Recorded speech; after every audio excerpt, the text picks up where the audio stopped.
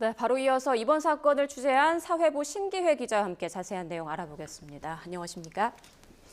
자, 아버지가 숨진 상태에서도 이혼 소송이 이루어졌다는 게 좀 이해가 안 되고 충격적인데요.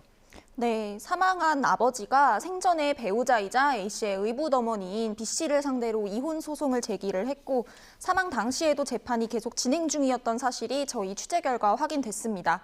그래픽으로 함께 보면서 설명을 드릴 텐데요.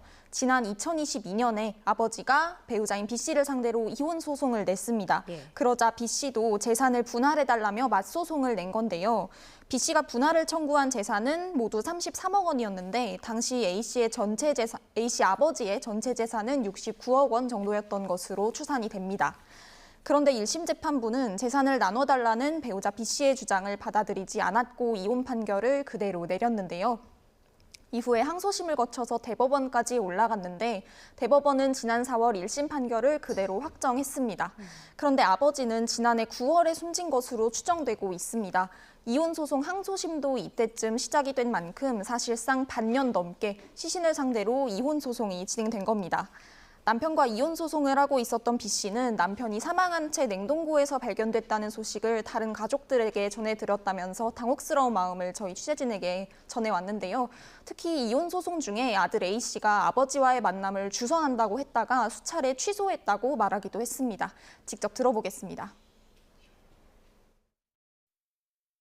2심은 9월, 10월이 그때 재판이 날짜가 잡혀 있었다고 그러더라고요. 아니 아버지 만나게 해준다 그러고 3번 약속을 했는데 다 바람 맞았어요.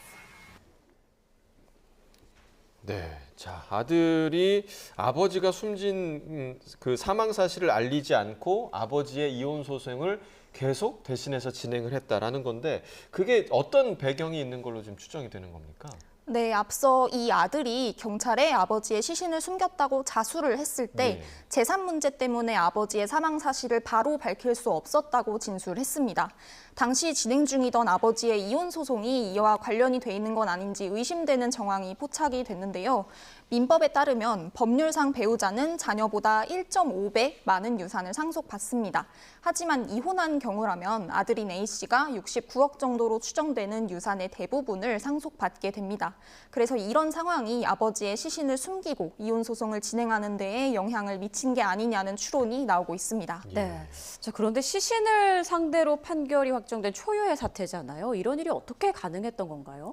네, 그 이유는 현행 가사소송 제도에 있습니다. 함께 가사소송법 조항 보시면서 말씀 나눠보겠습니다. 가사소송법 7조를 보면 본인 출석주의가 규정돼 있습니다. 하지만 반드시 본인이 아니더라도 소송 대리인, 즉 변호사가 출석을 하면 재판 진행이 가능합니다.